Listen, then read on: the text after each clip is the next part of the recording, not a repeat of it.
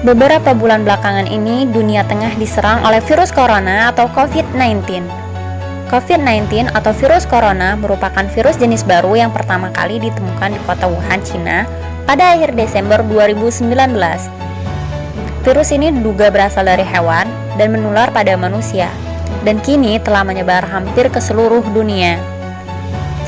Di Indonesia sendiri, sejak diumumkannya kasus pertama oleh Presiden Republik Indonesia di awal Maret 2020, pemerintah Indonesia telah menghimbau masyarakat dan mengambil beberapa tindakan seperti wajib menggunakan masker ketika keluar rumah, social distancing atau menjaga jarak 1-2 meter, stay at home atau gerakan di rumah aja, himbauan tunda mudik bagi masyarakat di perantauan, lockdown dan PSBB atau pembatasan sosial berskala besar di beberapa daerah yang terdapat banyak korban, baik PDP maupun ODP. Dengan adanya situasi tersebut, masyarakat Indonesia yang belum terbiasa merasa sangat kesulitan akan hal ini.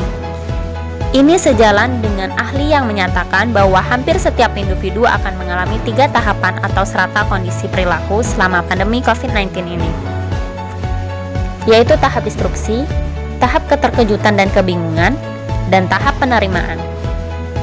Tahap disrupsi yaitu tahap perubahan pola hidup, perubahan rutinitas, seperti sekolah dan bekerja di luar, kini harus di rumah. Hilangnya kebebasan karena harus hidup dalam karantina atau di rumah aja. Tahap selanjutnya ialah tahap keterkejutan dan kebingungan. Di tahap ini orang-orang akan merasa kelelahan secara mental karena belum mendapat kepastian kapan pandemi akan berakhir, sehingga hal ini memunculkan berbagai permasalahan psikologis seperti cemas berlebih akan keselamatan diri, negative thinking terhadap orang lain, emosi menjadi tidak stabil, dan berujung pada stres. Ditambah lagi dengan banyaknya tayangan pemberitaan mengenai korban COVID-19 ini, membuat masyarakat semakin stres dan tertekan.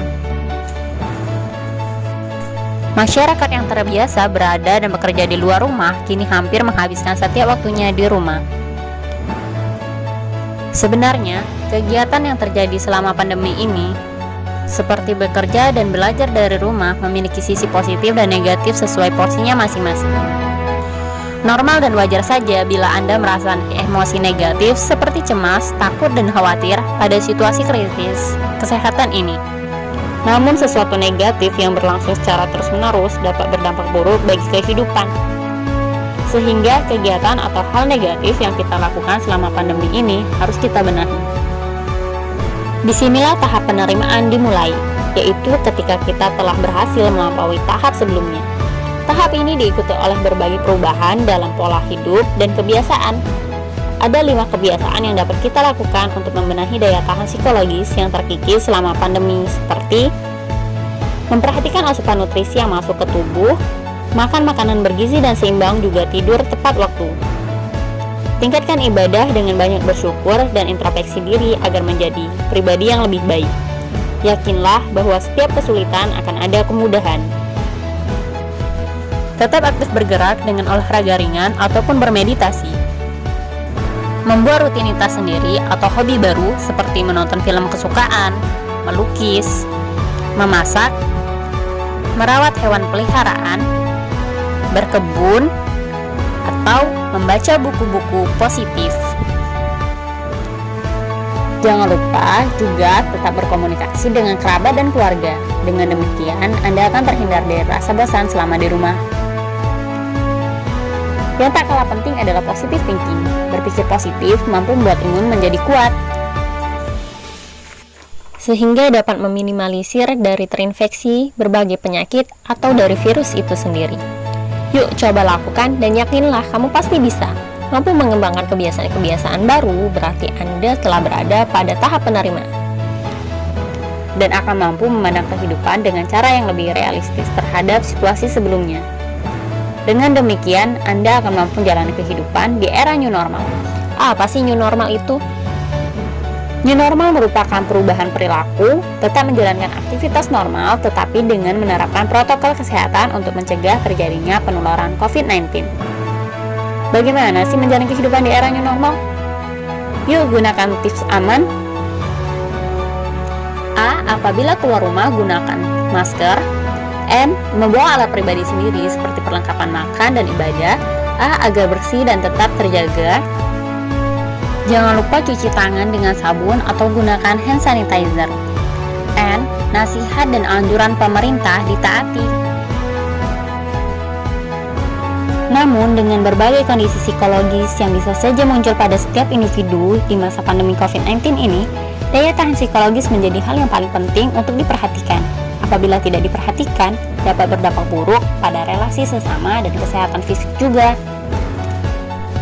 Seperti yang kita ketahui, bahwa daya tahan tubuh yang kuat adalah hal yang sangat diperlukan pada situasi saat ini. Rubahlah mindset Anda, virus corona belum tentu menyerang semua orang jika kita mengikuti peraturan dan prosedur yang ada. Jika Anda merasa tidak mampu mengatasi persoalan psikologis sendiri dan memerlukan pertolongan dari tenaga profesional, jangan ragu untuk berkonsultasi dengan spesialis jiwa atau psikolog. Anda juga dapat mengakses layanan konsultasi online yang disediakan oleh Himpunan Psikologi Indonesia. Apabila kekhawatiran, kecemasan, dan kegelisahan yang disebabkan oleh pandemi ini dirasa semakin mengganggu dan belum dapat teratasi, mari bersama-sama kita berjuang melawan virus corona dengan berkomitmen untuk menjaga diri sendiri dan menjaga orang lain selama menjalani kehidupan di era new normal. Tetap tenang dan selalu waspada. Dan yang terpenting adalah jangan lupa untuk terus bahagia. Terima kasih.